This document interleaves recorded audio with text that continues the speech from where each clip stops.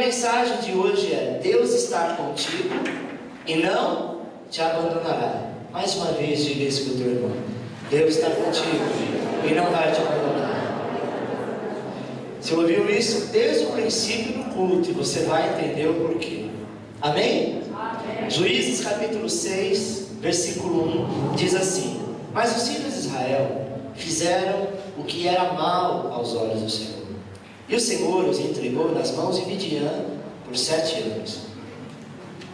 Prevalecia, pois, a mão de Midian sobre Israel, e por causa de Midian fizeram os filhos de Israel para si as covas que estão nos montes, e as cavernas, e as fortalezas.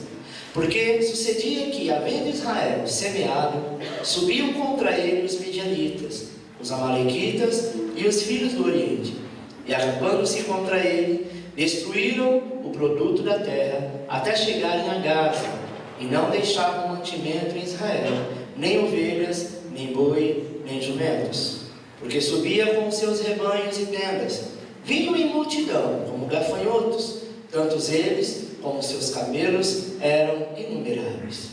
Entravam na terra para destruir. Assim Israel se enfraqueceu muito, e por causa dos midianitas. Então os filhos de Israel clamaram ao Senhor. E sucedeu que, clamando eles ao Senhor por causa dos midianitas, enviou-lhe o Senhor um profeta que lhes disse: assim diz o Senhor Deus de Israel: do Egito eu vos fiz subir, e vos tirei da casa da servidão.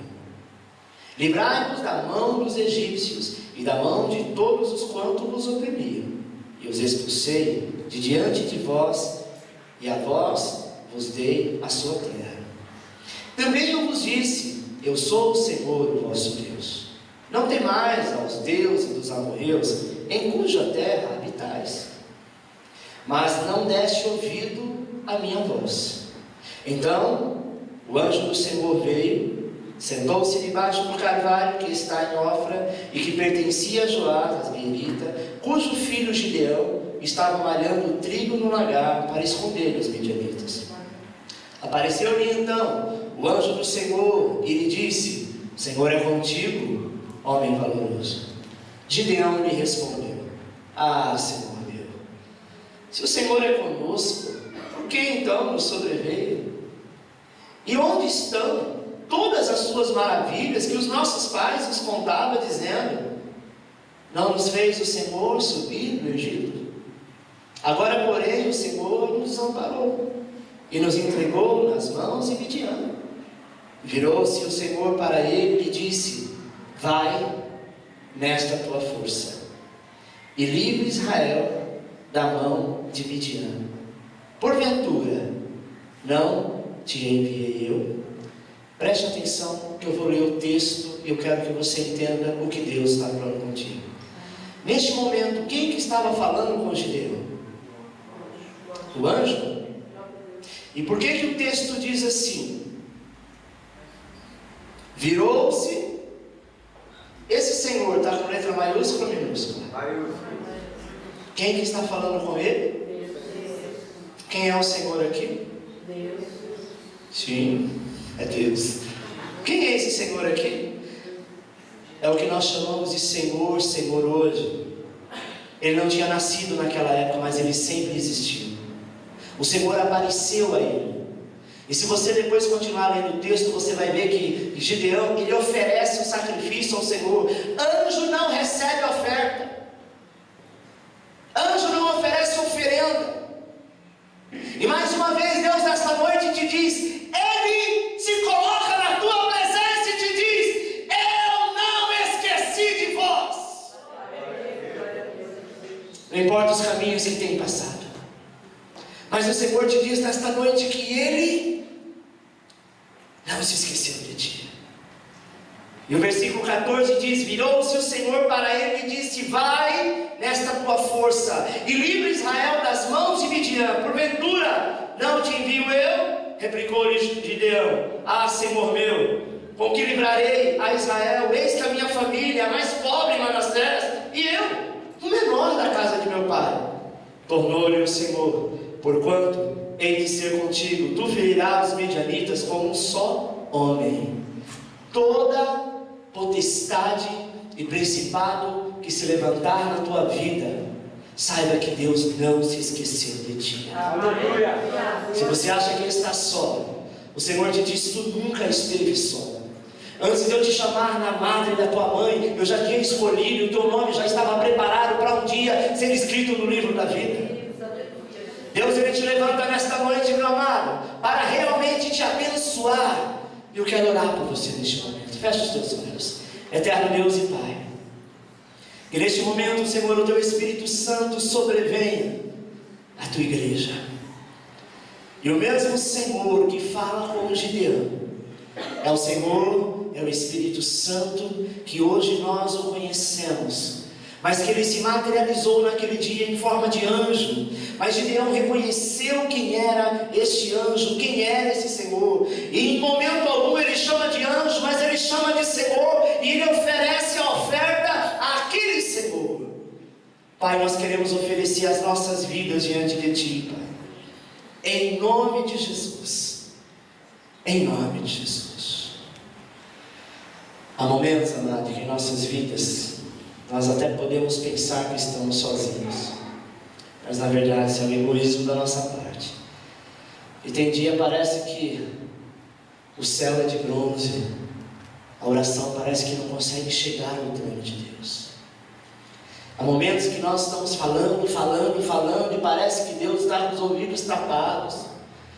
Tem um louvor do Voz da Verdade que diz que há momentos que Deus se cala, e é verdade. Quando Deus se cala é porque Ele está trabalhando. Não é que Ele está ocupado com outras coisas e você é menos importante, por isso que Ele não pode dar atenção. É porque Ele está trabalhando em prol da sua vida. E tem coisa que Deus não pode falar para nós, porque se Ele falar para mim e para você, nós nos achamos o direito de se intrometer e dizer assim: não, Deus, não faça isso agora não. A tua vida está no controle das mãos dEle, então cabe Ele resolver o que fazer.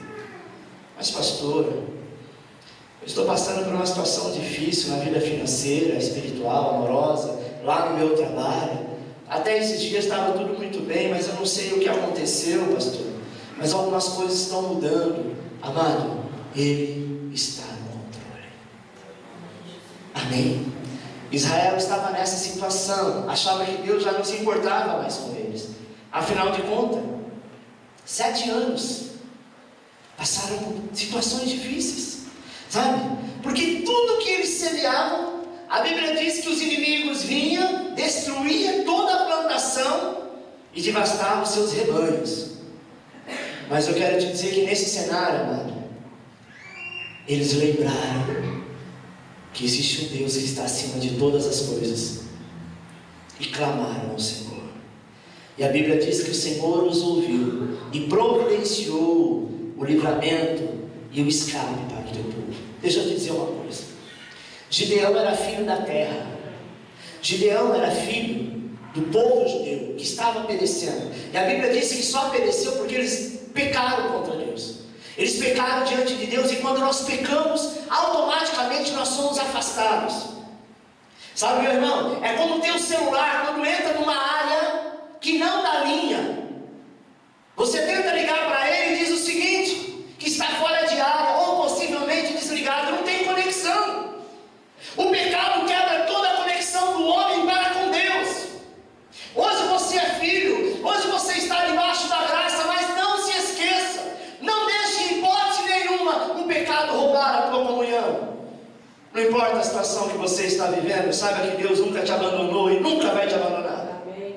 Mas o Senhor, às vezes, Ele permite que algumas situações que nós passamos, momentos de lutas e perseguições, mas mesmo assim, Ele não esquece de ti. Ele está no controle de tudo.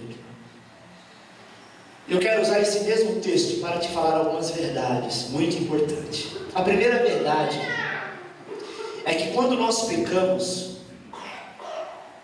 e desobedecemos a Deus e fazemos coisas erradas, sofremos com as consequências dos nossos atos. Juízes 6:5 fala sobre isso. Olha o que diz: fizeram o que era mal aos olhos do Senhor, e o Senhor os entregou nas mãos de Midian por quanto tempo? 7 anos.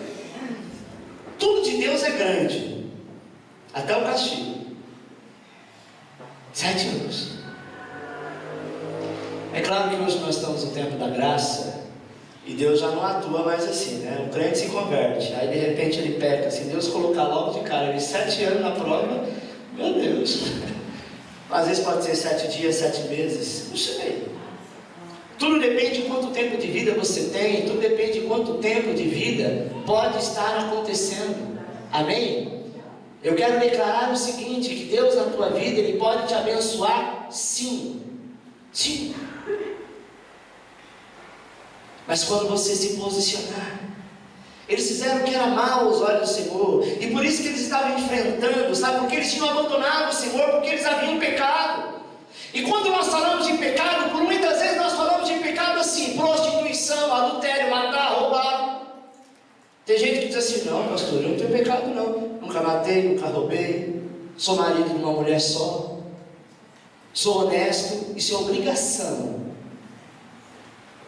isso não é qualidade. Mas existem coisas muito menores do que isso. Eu vou citar uma bem pequena: dar ouvido a coisas que não deve ouvir, ou falar o que está dizendo demais. Você já está pecando muito.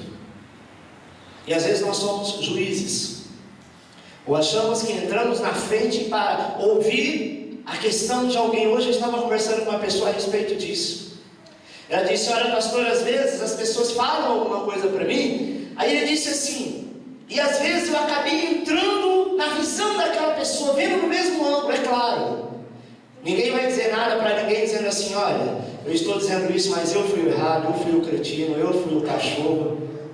A pessoa sempre vai dizer o outro. E quem está ouvindo, às vezes não se dá a oportunidade de realmente declarar que se realmente é daquele jeito. E aí sabe o que acontece com essa pessoa? Ela começa a dar ouvido, e isso entra no seu coração. Entrou no seu coração, sabe para onde você vai? Para o deserto. Deserto é o lugar que Deus trata com o homem. Deserto é o lugar que Deus vai esmiuçar o homem. Você deu ouvido a tantas pessoas, coisas que não foram bênçãos. Você deu ouvido a fofoca, você deu ouvido a contenda, você deu ouvido a coisas ruins, você deu ouvido às coisas desse mundo, você deu ouvido às músicas desse mundo, à prostituição desse mundo. Então agora eu vou te tirar, mesmo aqui, estando no mundo, no seu interior, no deserto, onde ninguém te ouve, alguém, ninguém te escuta, onde você fala comigo e eu estarei calado. Israel estava assim, calado. Falava com Deus, Deus o respondia. 7 anos. Um povo que era acostumado a orar ao Senhor e ver a ação de Deus. Um povo que era acostumado a ver Deus agir, Deus fazer, Deus falar. Um povo, amado, que era acostumado a sentir a provisão de Deus, estavam passando por miséria. E os seus inimigos eram mais fortes. Você quer ver você mexer com a vida de alguém? Mexe no bolso dela. O governo só consegue parar as pessoas quando ele coloca multa. Às vezes tem uma plaquinha lá, 60 por hora. Você viu a plaquinha, você toma pressa, passa. Mas você vê o radar, você é obrigado a passar, a parar. Porque senão a plaquinha não multa, mas o radar multa. Como disse o pastor Cláudio. Sabe? Quando mexe no bolso, a gente se educa. Opa, andar sem cinto de segurança dá multa. Eu não quero pagar, não quero que mexa no meu bolso. Então eu passo a ser educado. Amém. Tem gente mais mal educada do que fumante. Chega na casa dos outros, não tem cinzeiro, ele coloca a cinza dentro do seu copo para tomar café. Quando não, joga no chão. Ou quando ele acha que faz muito, ele terminou de fumar, pega a bituca, joga no chão, amassa com o pé. Ele acha que está limpo. Fora a fumaça na cara. A lei é proibido fumar em estabelecimento ou recinto fechado. Se fumar, paga multa. Você entendeu que a multa é uma maneira do brasileiro e do ser humano de modo geral se educar? Deus, Ele disse: eu vou deixar vocês 7 anos pagando multa na escassez, coisa que vocês nunca viram. Israel então passou por este momento, amado. Deus então, quando eles pecaram, Deus entrega nas mãos dos midianitas. Quem eram os midianos? Os midianos eram os inimigos mais próximos. Eu não sei quais são os midianos da tua vida, mas eu quero te dizer que eles estão de olho em você, esperando você pecar, esperando você errar, esperando você cair, para que eles criem força e roubem aquilo que Deus tem te dado com tanto prazer. Mesmo assim, eles clamaram e o Senhor perdoou. Sabe, amado? Mesmo que o Senhor tenha te perdoado, infelizmente você vai ter que sofrer algumas consequências dos seus atos. Tem gente que diz: não, pastor, eu pequei o mês inteiro, mas hoje é Santa Ceia. Lá na ceia eu faço a minha aliança com Deus, eu vou pedir perdão, eu tenho certeza que Ele vai me perdoar. Eu acredito. Mas eu quero te dizer uma coisa: é como uma mancha numa roupa branca. Dependendo da mancha, não sai mais. A roupa vai estar limpa, mas dependendo da mancha onde você estiver, ela estará presente, dizendo: eu um dia passei por aqui. Não vale a pena, amado, depois ter as consequências do pecado. Não vale a pena depois sofrer essa consequência por desobediência. Tem gente que não é na vida financeira, mas é na saúde, é no trabalho, é na amizade. Eu não sei aonde Midian tem tentado entrar na tua vida, mas Deus te diz: eu não me esqueci de ti. Segunda verdade: quando o inimigo vem para te atingir, ele quer a sua destruição total. Inimigo não brinca em serviço. Juízes 6, 3, 4, 5 diz: por cada vez que Israel semeava, os midianitas e os amalequitas, como também os povos do Oriente, subiam contra ele, destruindo os produtos da terra até a vizinhança de Gaza. Ou seja, até a cidade vizinha era destruída tudo. Sabe aqueles momentos que você começa a fazer as coisas tudo certinho, e de repente, quando você menos espera, parece que voa? Pastor, estava tudo certo, estava tudo resolvido, só faltava eu ir lá e assinar o contrato, de repente veio. Sabe o que é isso? Rebeldia. Mas Deus não é misericórdia? É, mas se Deus te abençoar dentro do erro, sabe o que vai acontecer? Você vai continuar errando. Mas Deus está me abençoando é porque está tudo certo. E a única maneira de Deus expressar que Ele não quer que você continue da maneira que está é fechando o cerco. Vire para a pessoa que está do seu lado e pergunte para ele: quais são os teus cercos que Deus fechou?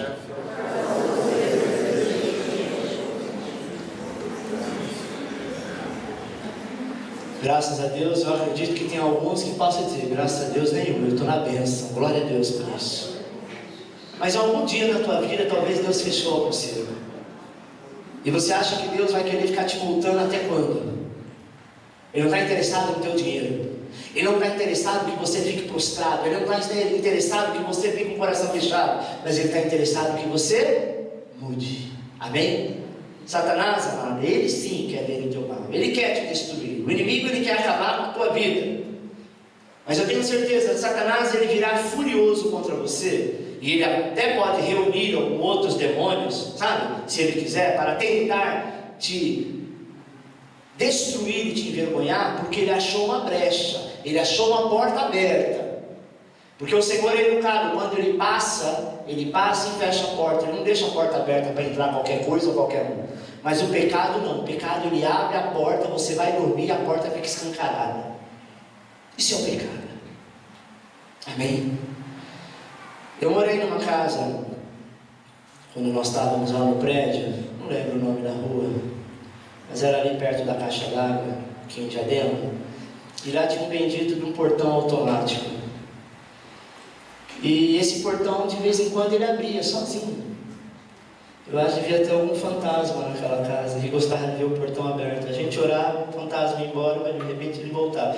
É nada, me explicaram que era muito antigo o sistema rádio dele, né? O controle remoto do sistema rádio, e dependendo do carro que passava, ou dependendo, sei lá, do que, celular, acionava o bendito do portão. E um dia, tinha uma moça que morava com a gente, chamada Xana, ela morava na casa do fundo.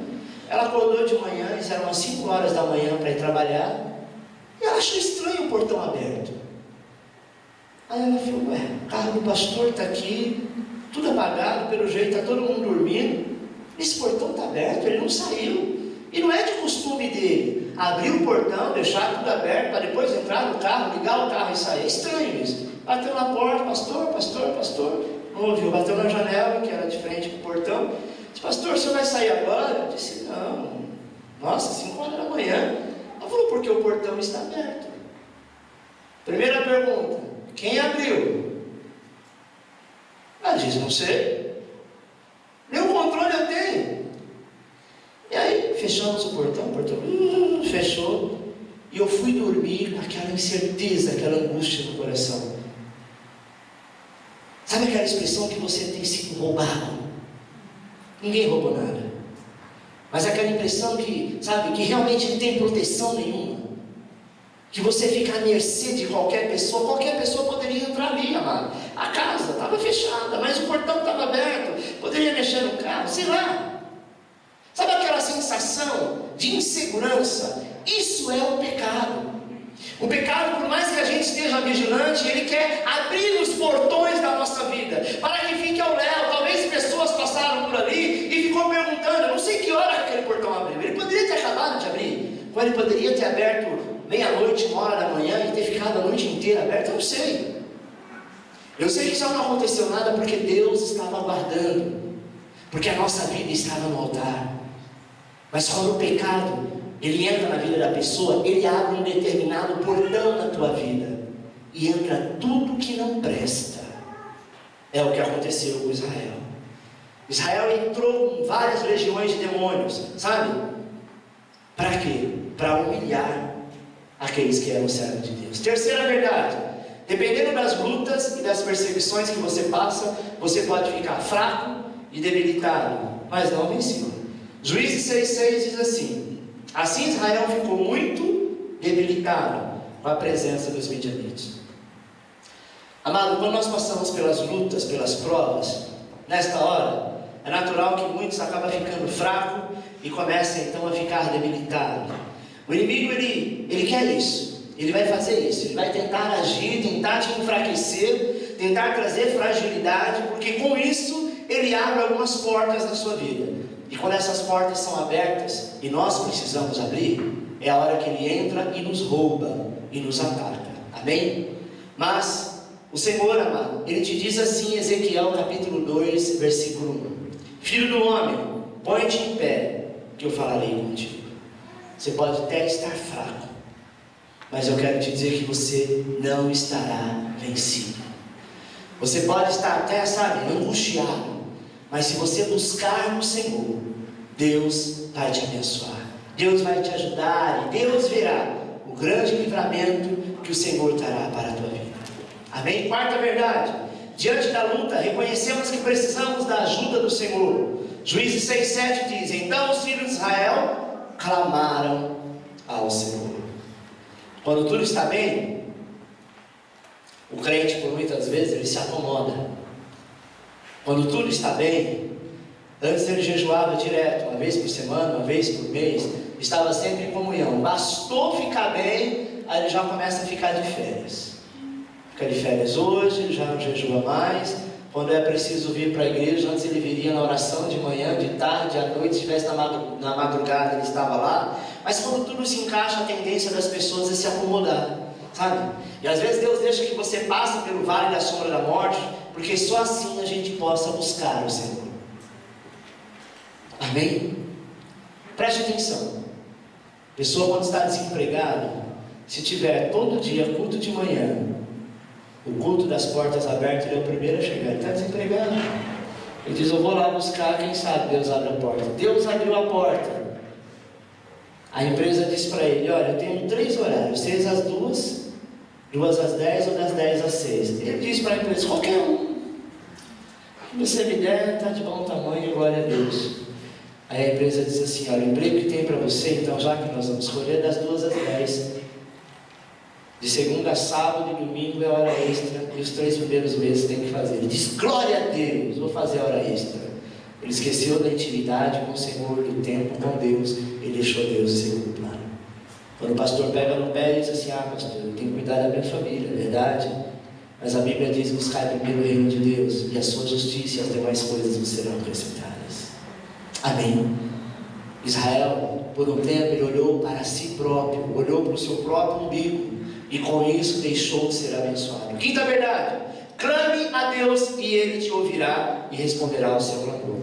Juízes 6:7 diz: assim diz o Senhor Deus de Israel: eu é que vos fiz subir do Egito e vos tirei da casa de servidão. Eu vos livrei das mãos dos egípcios e das mãos de todos os quantos vos oprimia, e os expulsei diante de vós e vos dei a sua terra. O Senhor diz: fui eu que te curei, foi eu que te limpei, foi eu que tirei do mundo, foi eu que tirei do Egito, foi eu que tirei do estado de escravidão. E agora, amado, o que você faz então? Sabe, você vai clamar a quem? Aqueles que não querem, nem tem nada para te dar. Clame a mim. Quando você clamar a mim, você vai ver que eu vou te responder. Deus por muitas vezes permite, igreja, para que você acorda. Às vezes nós estamos dormindo, está tudo bem, ninguém está doente, não lhe falta nada, está tudo certinho, sabe, rodando como uma engrenagem. Aí o Senhor diz: eu vou quebrar um dente dessa engrenagem. E quando você começar a andar capenga, você vai entender sobre a minha existência. Preste atenção, amado. Deus te ama tanto que Ele sente a necessidade de andar contigo todo dia, do teu lado, todo o tempo e todo momento.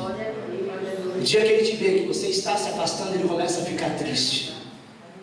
É a mesma coisa aquele marido carinhoso, aquela mulher carinhosa, aquele filho carinhoso. De repente, naquele mês, ele começa então a mudar. Você vai perceber: ah, nossa, será que meu marido arrumou outra mulher?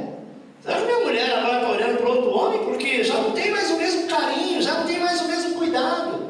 O meu filho, quando saía, ele me dava um beijo no sair, me dava um beijo ao voltar, e agora ele entra e sai, eu fico só olhando e nada acontece. A gente sente isso, não sente? O Senhor tem olhado para você e diz assim: aonde tu estás, amada minha? Ah, Deus, perdi o emprego, Senhor, estou chateado.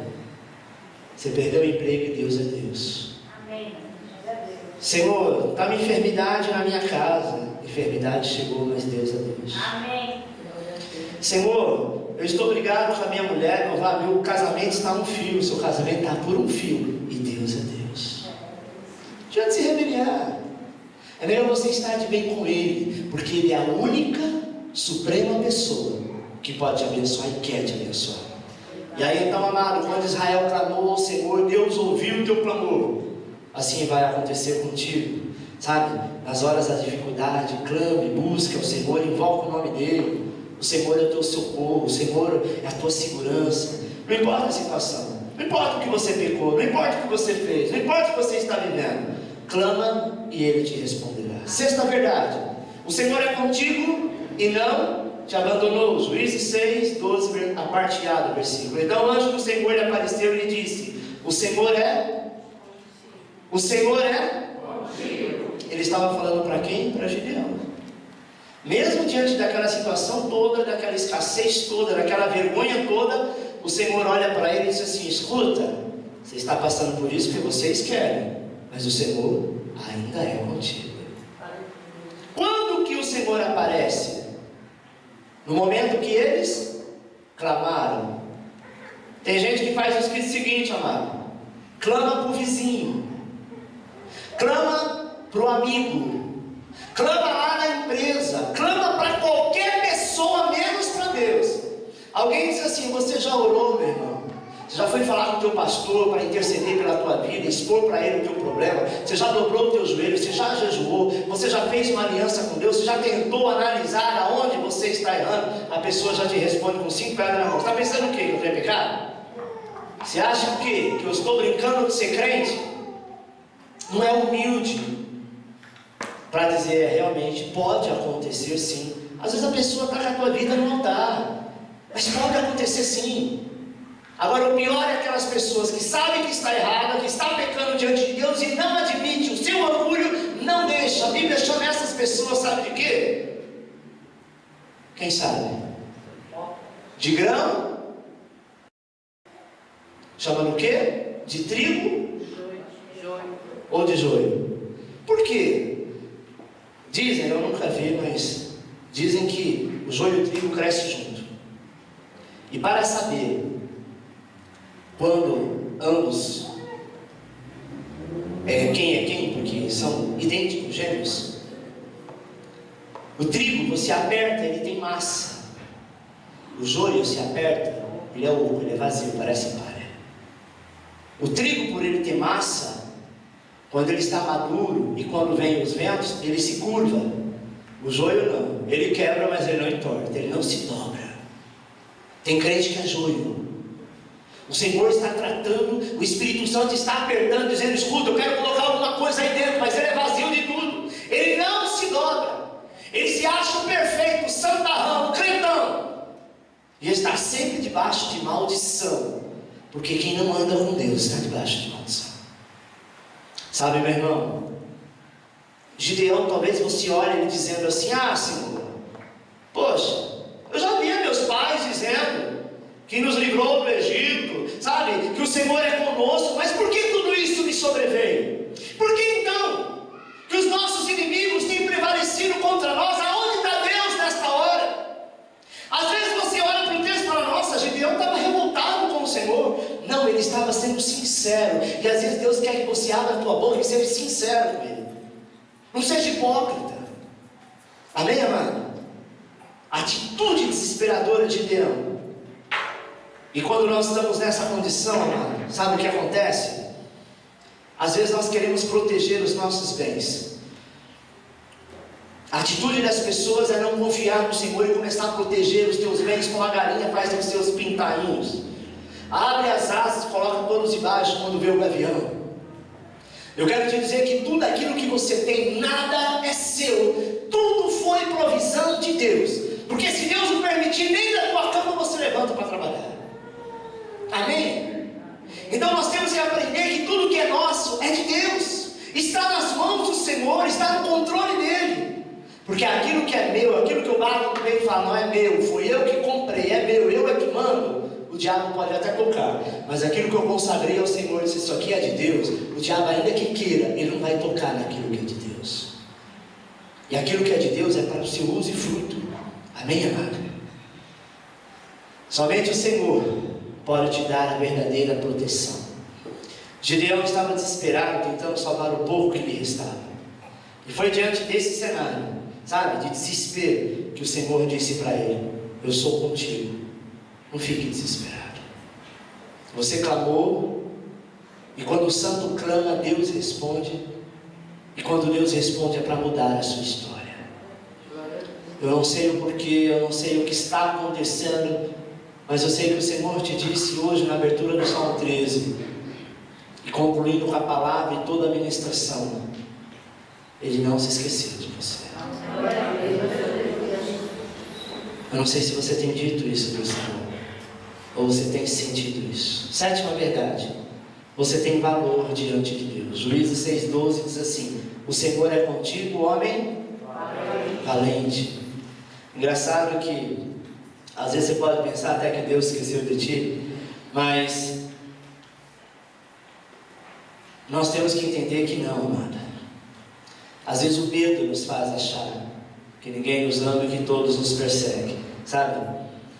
Às vezes nós temos a sensação que o barco vai afundar, ou quem sabe você tem se sentido até rejeitado, até mesmo, sabe? Alguém lhe disse que você não é ninguém, mas Jesus fala totalmente o contrário disso. Jesus te disse que você tem um valor para Ele, que você é o tesouro, sabe?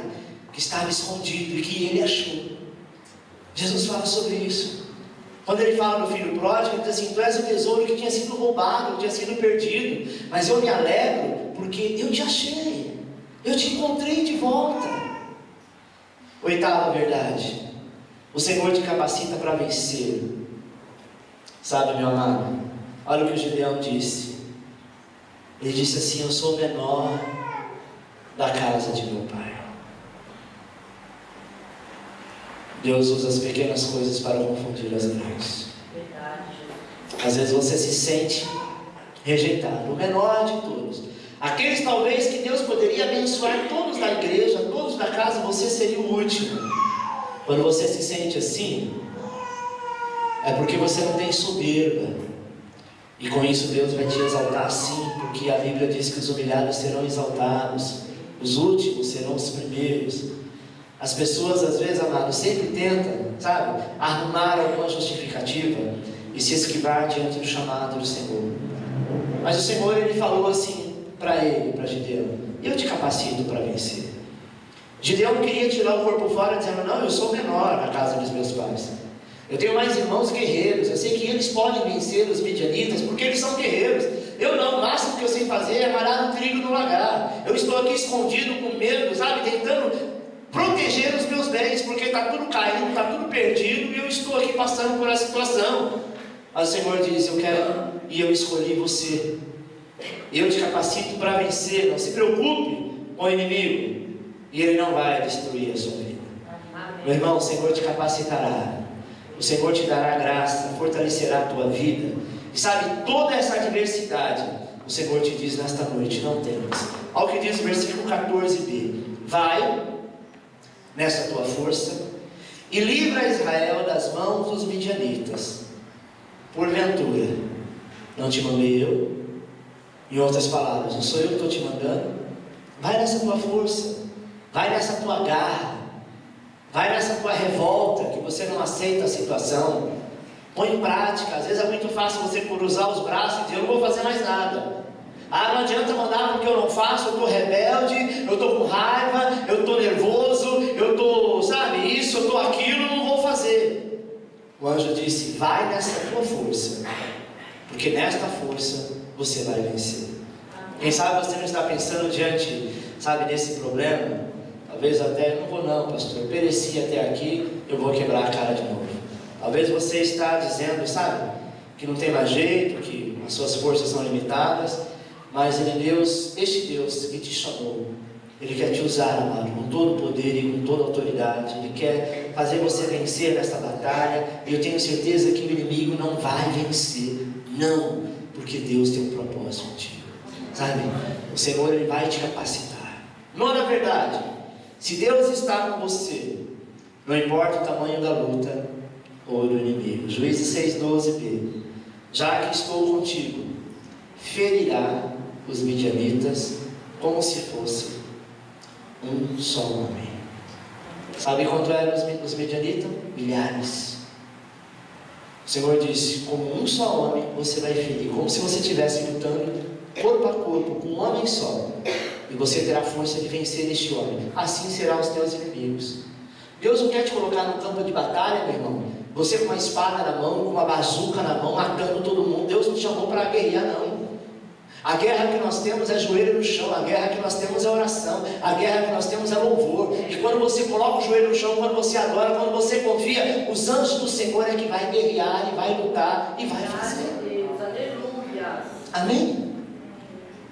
A Bíblia conta que algumas histórias de Israel, quando Israel ia para a peleja, muito pouco eles colocavam a mão na espada, exceto o povo de Davi, que eram guerreiros formados pelo próprio Davi, discípulo direto de Davi, os 300 de Davi, e depois os 300 de Gideão. Gideão, com 300 homens, amado, ele venceu uma multidão. Começou aproximadamente com mais de 20 mil homens.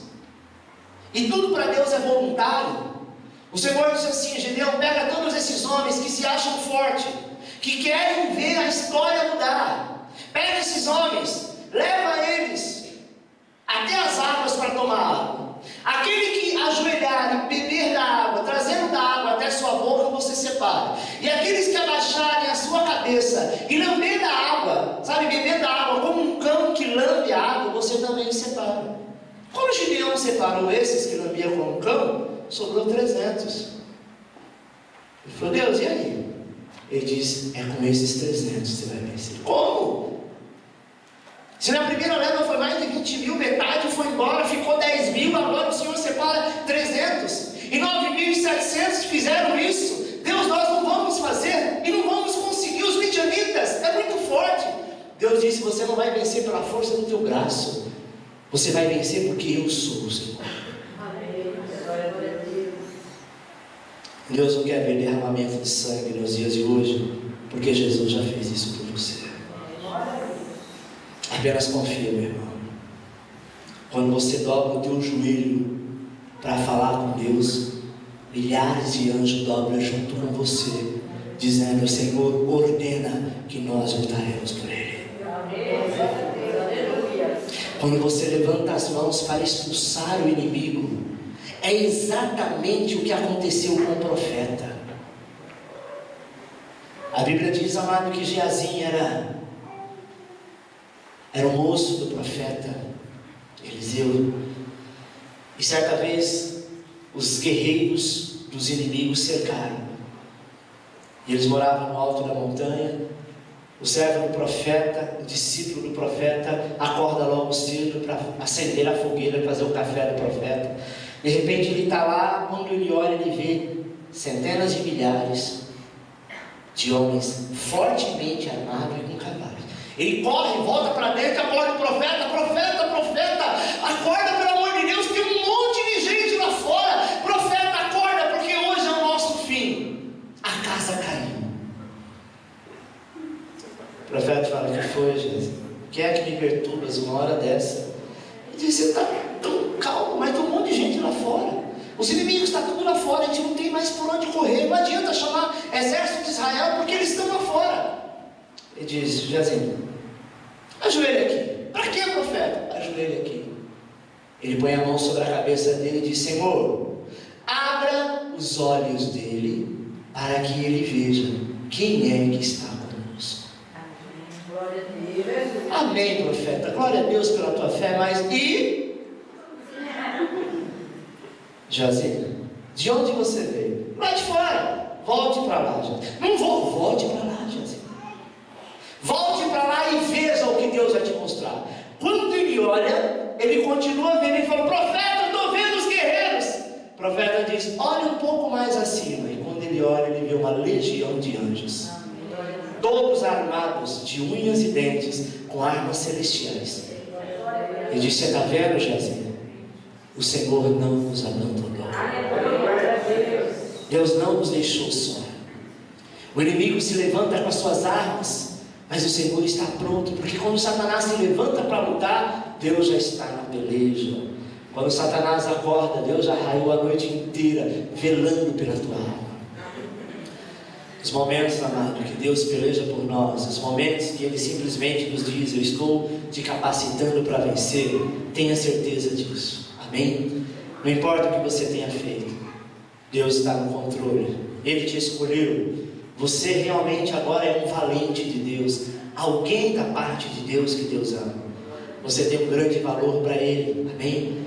Então, meu amado, confia no Senhor, porque Deus está contigo. Feche os teus olhos, eu quero orar por você.